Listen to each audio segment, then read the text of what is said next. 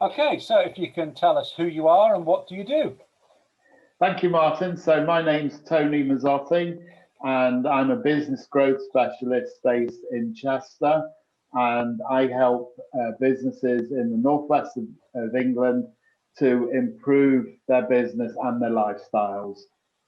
Okay, so business growth specialist. I know you've worked for a number of companies and run a number of companies, a number of successful companies.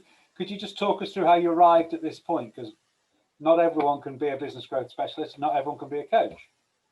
No, so it crops up quite frequently that people ask you, have you run your own business? And unfortunately, I've run a business, I've doubled it in size. It's a local lawn treatment company, right? And I ran that for 15 years and got to a point where I saw the franchise system is an excellent one that shows you all the different elements of business. And I felt as if I wanted to help others to not to make the same mistakes that so many business owners make. And that was one of the reasons that motivated me to becoming a business coach. Okay, so what you say, not to make the same mistakes? Well, what sort of mistakes were you seeing? What sort of mistakes do you think they make? Well, we are very good at one particular part of business, and so we think we can do it better than our old boss. So we go into business with lots of enthusiasm, thinking that we know best, thinking that we're going to be the next Bill Gates, and then reality sinks in. Reality of time, not having enough time to do everything, barely having enough to cover expenses, not understanding how to get clients, not having a greater vision with your business or direction.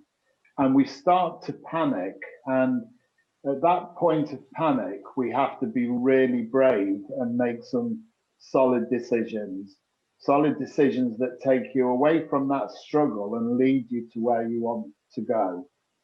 Because you talk about, and we talking before about how one of your methodologies and your basic thought process is helping businesses with the alignment of their business to their ideal life. It's about taking your business and aligning it to what you want.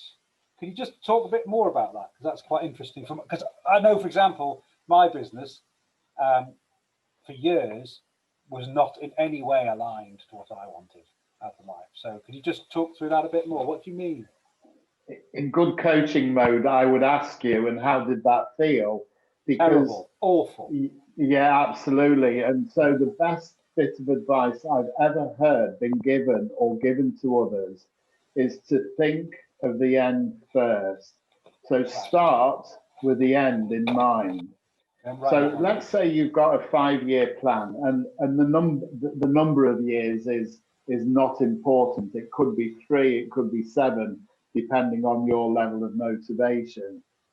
Let's think in 5 years ahead. You know where you want to be. If you don't know, you need to know. You need to explore that, and you need to discover where you want to be in your business and life. Once you've got that clear, you start tomorrow, not next week or next year. You start tomorrow to work towards it. Because otherwise, and this is the logic of it, otherwise that 5 years constantly remains 5 years away from you. And it works as a pointless exercise because you never get closer to it. So just to repeat, figure out where you want to be in the future, and then work backwards and figure out what it is that you have to do now in order to get there. And that is the absolute best advice I've ever heard from anybody. So starting with the end in mind, do you think any businesses, what proportion of the businesses that you've come across, how many do you think actually do that? Because I don't even think I do now. Barely any. So statistically, around 2% of businesses have a written, detailed plan. The importance for it being written down is that it's scientifically proven to be more likely. And secondly, the process of planning, the actual thought and time given to planning is probably more useful than the written plan itself. So why do you think only 2% do? Is it because we're just so wrapped up? We're running our businesses to pay for this week, to pay for next month. We're so wrapped up in that we don't plan ahead. There are two reasons, and that's certainly one of them. We're so busy. We call it the busy fool. It's not busyness; it's a business, and so we get so wrapped up with the day-to-day things. So typically, someone will say to me, "I go into the office and I spend half the day answering my emails." Is that the best use of your time, Mr. Business Owner? Probably not, but it has to be done. So we get engrossed in that side of it. The second thing is a slightly harder problem to deal with, and that is our mindset. Yeah. So our mindset limits us to how much we know at any one given time. Unfortunately, because of our environment, because of our upbringing, our mindset tends to limit us to where we've got to. So you have to be pushed or cajoled out of that mindset to imagine that you can achieve greater things in order to get to those greater things. Is that the thing we use when we're training? Is if you always do what you've always done, you always get what you've always got. Is that because we're stuck?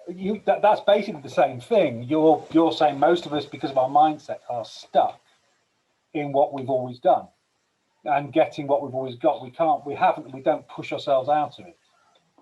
I don't think we're able to push ourselves out of it, Martin, because it's a well-known fact to anybody who follows NLP practices that up to the age of 30, 35, we build up a bank of reactions to situations, and we keep on repeating those same reactions every time we come across a new situation. Right. And unless we train ourselves to move out of that cycle, we repeat the same mistakes again and again. And that's why somebody can be in business for 30 years, but not actually make a lot of progress. Because you're doing the same thing you were doing again and again Absolutely, and again. And it's yes, very difficult to get out of it. Okay. So if you're going to balance up if you're going to align your business to your ideal life, the first thing to do is to start with to work out what you want from your ideal life.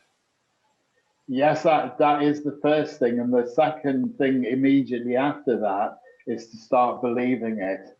And there is a process to go through to, let's actually conceive that this is possible. And that takes some work as well.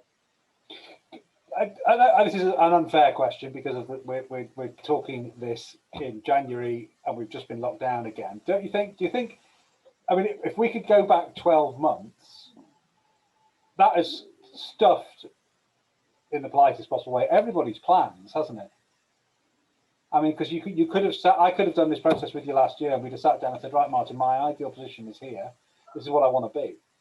And then everything went. Do you think that's happened to a lot of people? What do you think the effect of the last 12 months?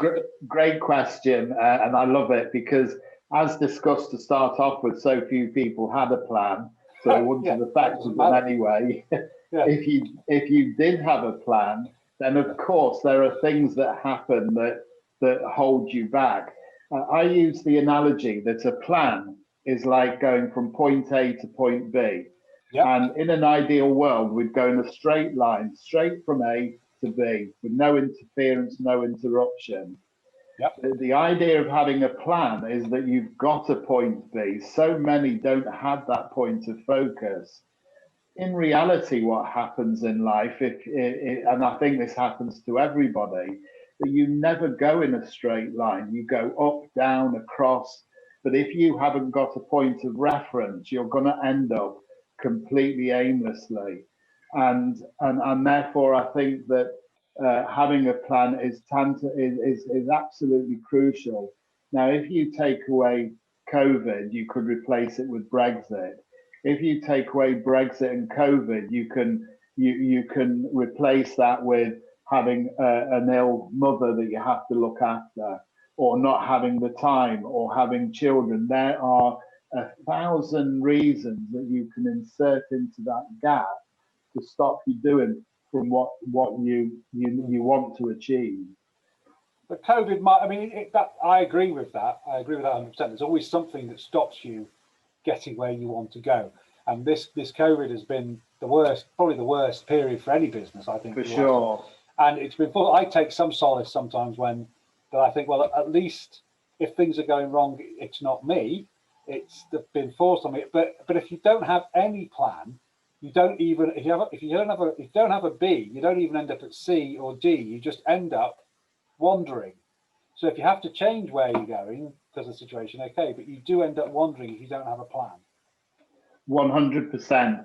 And it was interesting what you said there, is that because COVID exists, it almost gives you a reason to fail. And that is the kind of thinking that you have to kind of turn on its head, because you have to take ownership of your own success. And there's another quote that I absolutely love, and it's based in Cheshire. In Alice in Wonderland the cat talks to Alice and says, you know, in which direction should I go, Alice? And Alice asks, well, where are you going, cat? Where do you want to get to? And the cat says, oh, it doesn't matter, you know, wherever I go, I'll be happy.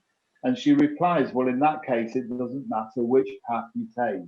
And I think that is a perfect analogy of how it is in business, is that you have to choose a path in order to get to where you want to get to.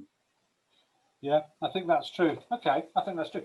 On your website, you talk, and I was quite interested in the way you worded it. You're only 6 steps from frustration to smashing it. Now, it's a very, it's a different way of wording things. It's not a boring business coach, formal business coach approach. And I'm very interested in those 6 steps. And I think anybody listening, hopefully there's somebody, other than my wife downstairs. What are the 6 steps? Can we just go through that? You say, what do you mean by 6 steps from frustration to smashing it? Because let's say we've got a plan. I've still got to do stuff. I've still got to get there, haven't I?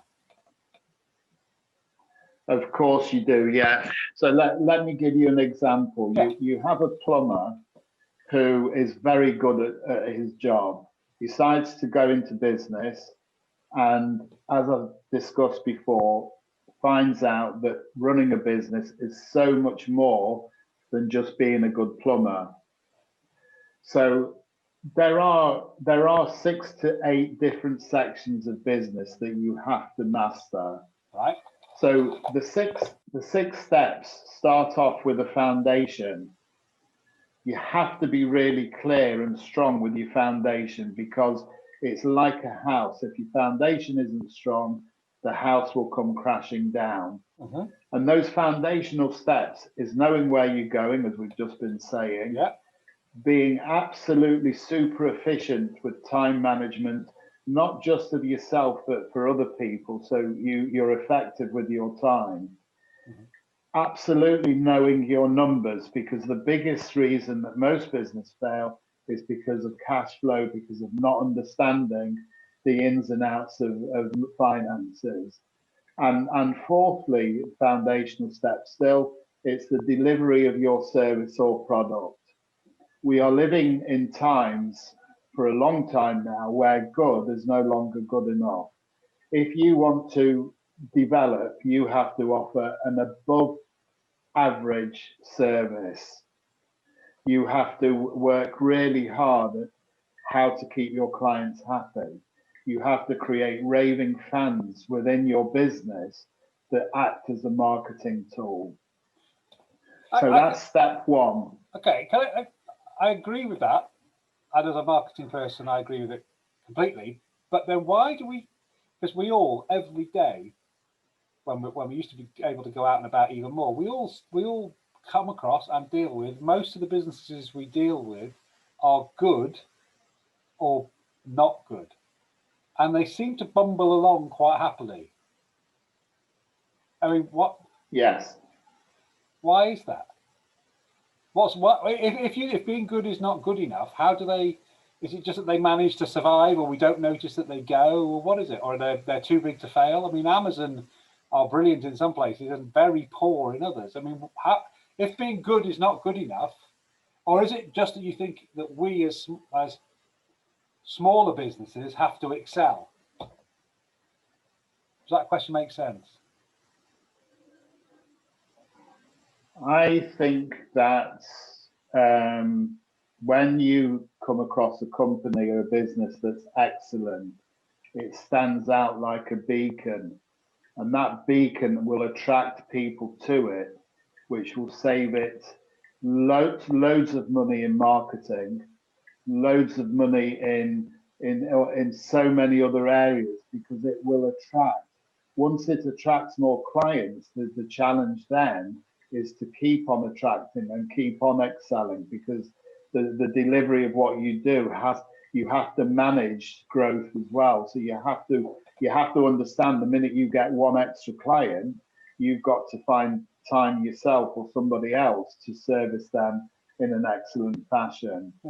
There are lots of businesses. It's very hard to be to give a specific answer to that, because there are certain areas that are in fashion, and they think that they're doing everything fantastically well, and then all of a sudden they're not in fashion, and they will then become more aware that actually what they're doing isn't quite as wonderful as they thought it was.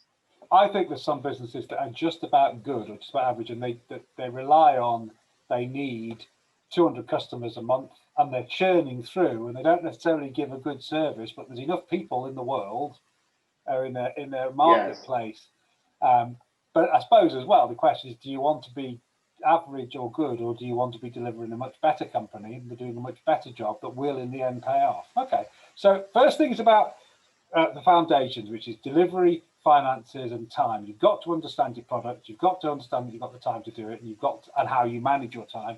And if you don't have the finances in place, I mean, that's what we used to work on, a daily cash flow forecast, because if you didn't have the cash, you were out of business. That's it. Money. Yeah, and I come across a lot of businesses that get a big contract, and they'll rejoice in the fact, and then find out that actually they don't get paid for 90 to 120 days in some cases. And someone was saying to me the other day that that's actually starting to lessen a little bit. However, if you're in a position where you have to wait 90 days to get paid, you are basically working for free. And well, you are, yeah. So many people don't get that. They don't understand that notion. Well, particularly as if you've got to do the job might take you a month. It might take you, you might do it halfway through the month. You might invoice at the end of the month. So you've got 2 months of work. That's 5 months. Absolutely. And in effect, as you say, you're working for free. I remember somebody telling me, and I don't hold by it, never take a job that will take you longer than a month to deliver, because if it takes you longer than a month, you're not going to make any money at it. Now, I don't necessarily think that's true, but certainly if you're taking 90 days to get paid, and it is that payment time, you think you've got a 100 grand contract, okay, but 80 grand comes out, or 70 grand comes out, you don't get paid for 90 days, you're dead, aren't you? And you've gone before you started, precisely. Yes, okay. Yeah. So that's the foundation levels. What's the second stage then? Subject close to your heart is all about marketing. It's all about understanding where are leads coming from, how do you convert them, because having someone interested in you isn't sufficient. No. What makes you special, what makes you convert them into clients. Once you've got clients, how do you keep them coming back again and again? Mm-hmm. What can you do to upsell to them? How you can increase your average sale, how you can increase your margins to make more profit. Mm-hmm. And being on top of all of that through data, it's purely through data-driven activity that shows you what is working and what isn't. And with marketing, for me, the biggest, and I know we've discussed this many times, so I'm on safe ground, but any marketeers should guarantee a return on investment, because That is what marketing stands for, in my opinion. Right. It might be a question of time, but the second step, as we've discussed, is about understanding how marketing works, Right. how your sales process works, and there's a lot of work to be done on people's attitude towards selling. That's also an interesting part of the role. So you can do this process if you're a new business or you're an established business. Oh, absolutely. Established businesses more so. Just as a giveaway, one of the biggest areas that the majority of businesses don't look at is their existing database. Yeah. So having done all of the hard work of getting their clientele, they then forget them or leave them to one side and don't stay in touch with them. And that is one of the richest sources of business that you can possibly have at your fingertips. Okay, so we've got the foundations in place. You've then gone through, because effectively what you're saying is make sure you can deliver what you're going to deliver, and then how are you going to find the people and keep the people who want to buy your product. And That's right. Provided I know that's a simplified version of what is a extremely well thought out process and far more steps than that. And that's where the not being good is good enough, because you're working on the assumption that you're not Amazon or Jeff Bezos or any of these multimillionaires who don't really, in a sense, don't care. So that's not the right phrase, but you're working with normal businesses. So they've got to be better and better and better and better and better, because they can't throw millions and millions and millions at the marketing. They've got to capitalize on every opportunity. Absolutely right. Yeah. Okay. So what stage 3 is all about? It's all about leverage. What's that about? Really fascinating step, and I believe this is where it gets a little bit where you've got to be courageous and bold and be clear as to where you want to go. Because one of the problems of being in business is that you very quickly realize that you've only got so much time. So I profess regularly that time is our most precious commodity. You can always get money somehow, but you can never get back the time that you're here. It is so vital. So at some stage in business, you've got to come to the realization that you cannot do it all yourself. Yeah. When you get to that point, you then have a decision to make. Do you go for it? Do you start employing people? Do you start to find ways of replicating your expertise and uniqueness? Mm-hmm. And if the decision is to leverage your expertise, what is the best way of doing it? There are lots of different ways of doing it, but the most important thing is that you understand that you don't have to do everything. That almost feels like the hardest step for a business. I would agree with you, because at every stage there's a bit of a jump to make, and the wider the jump, the scarier it gets. You see, I would look at you, for example. You've got a lot of experience, a lot of knowledge, a lot of understanding, and so you're in the same boat as your customers, in the same boat as me. How do you? It's hard for you to say that because somebody else can't deliver what you do, because people are buying your knowledge. So that's a fantastic question, and it's linked to step 4, Martin, which is recruitment, which is I didn't even realise. No, absolutely. It's a really good question, because that is the biggest challenge. However, we put in place a system which looks for the right person for the right job. So you have to also deal with your ego a little bit. Yeah. Because of course you think you're the only person who can be as good as you are. However, if your ego allows you to believe, there are other people who can actually do it better. Yeah, you see, that's my. I read somewhere, and I stand by this. You should employ people you should surround yourself with people who are better than you. Yeah. But that's still hard. I mean, I deal with a lot of companies, same as you, and I know that some people who I deal with, it seems impossible for them to employ anybody who's better for them, better than them, because they want to be, it's part of their, I can't think of the right word, it's part of what makes them them, that they feel they've got to be the best in the organisation, best at everything. We're discussing the most difficult steps. Yeah. The steps of understanding that you've got to leverage your expertise, and the step of letting go of your ego to allow other people to do it. Now, don't forget, you have to find people who can replicate what you're doing or do it better. And that is the challenge. That is the hard part. So that's the bit that that's the bit that relies on trying to, it's kind of that's the special sauce, isn't it? That's the uniqueness of what you and what other coaches, because there are other coaches, are offering, in a sense, because you can help people achieve that. A lot of people can.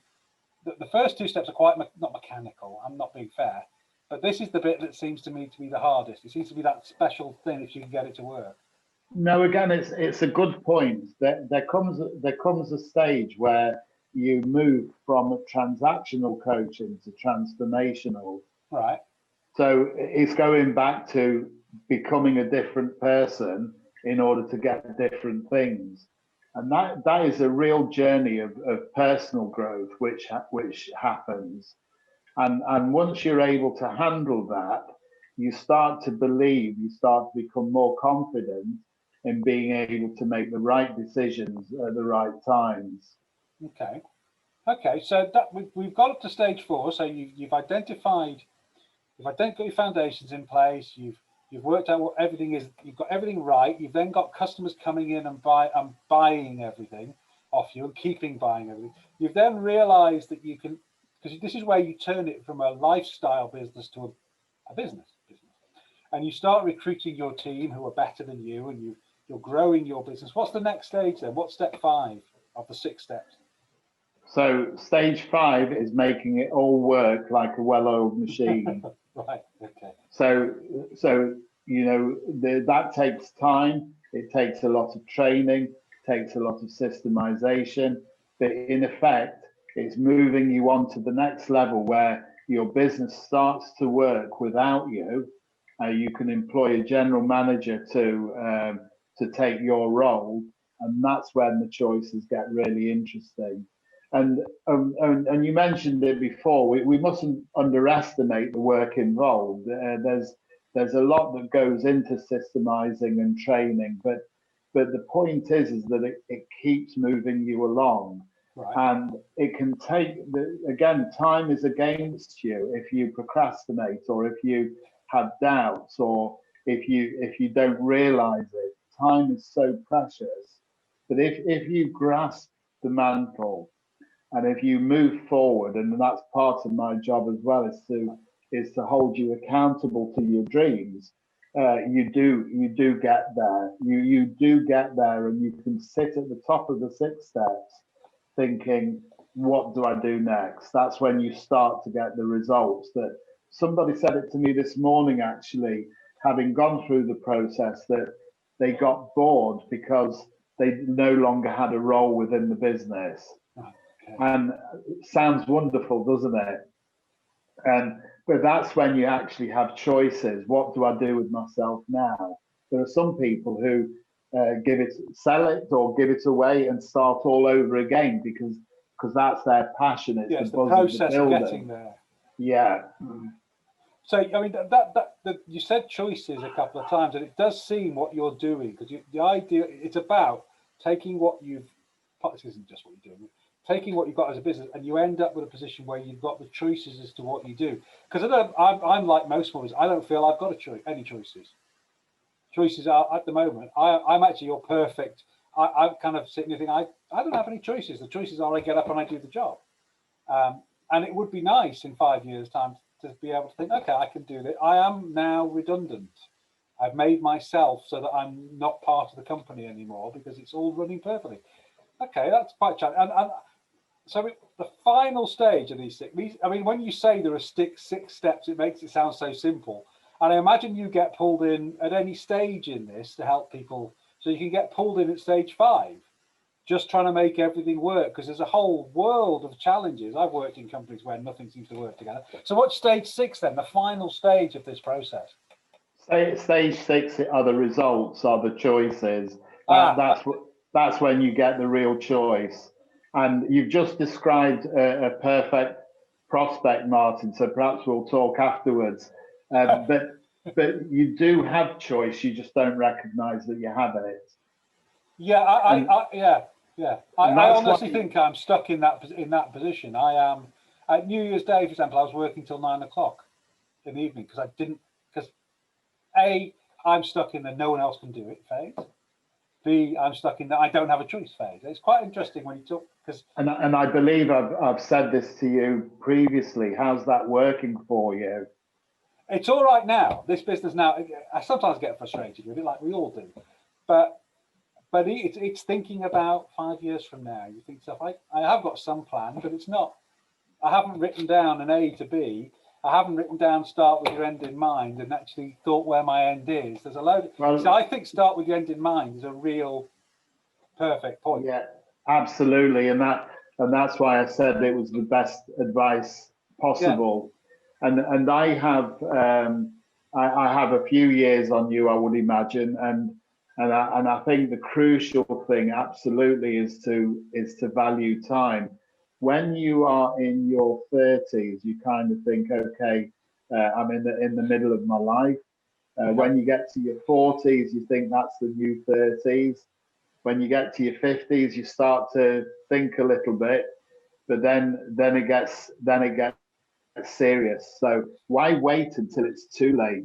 Do it now. Do it now. I agree. I do agree with, yeah. I mean, as I'm mid-50s this year, you do get to that point. Okay, now I'm going to ask you 2 more questions, and then we'll cut next. I'm aware you've got other things to do. You've talked a lot about time, so I'm going to try and get out of you. If you were going to, you talk a lot about time and time management. If you're going to tell somebody one trick, one tip, one hint, one thing they can do practically, it may be an unfair question because I know. But what could, if I wanted to improve my time management, give me one thing that I could do? I would find 90 minutes every day as a discipline, and that word is important, discipline. 90 minutes every day to work on your business, to step back, to figure out what it is that you want to achieve. Put up do not disturb, block your emails, block social media, go into a closed room or go out into the wilderness, but spend those 90 minutes totally focused on where you want your business to go to. And you do that working on your business 90 minutes a day is a good use of time. Feels like. There is a perfect scientific rule that applies to so many situations, and it's the Pareto principle of 80-20. So 20% of your time, you can achieve 80% of your most valuable work. Yeah. And I would leave that there because you've got to be disciplined. You can't just do it once and think, yeah, that's it. You've got to do this every single day and plan to do it every single day. Okay, I'll add something because I read somewhere because I was listening to something the other day about how when you're working and you've got your social media and you've got your emails, you're not multitasking. You think you're multitasking, but in fact you're just flipping from one to the other. And because I really think you're right about the turn your emails off, turn everything else off. Because when we're doing this, I've turned everything off because I know even if my email was slightly on in the corner, I know my mind would be going to it. So I think that whether I can do 90 minutes, I certainly 90. But again, you see, I'm stuck, aren't I?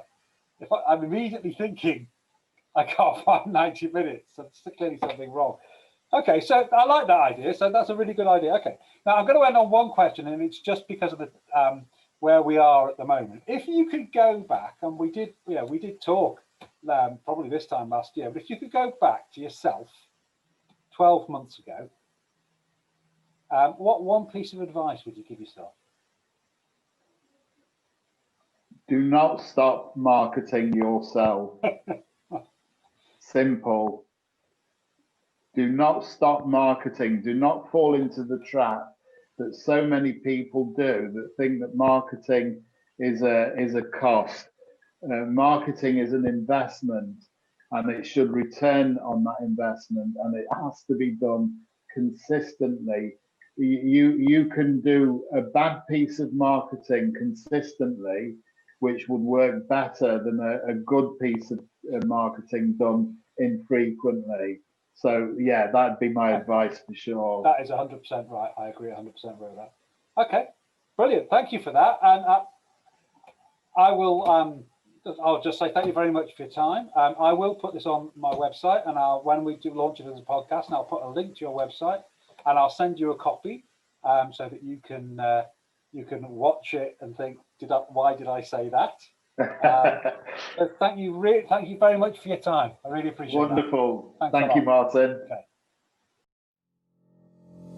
Okay.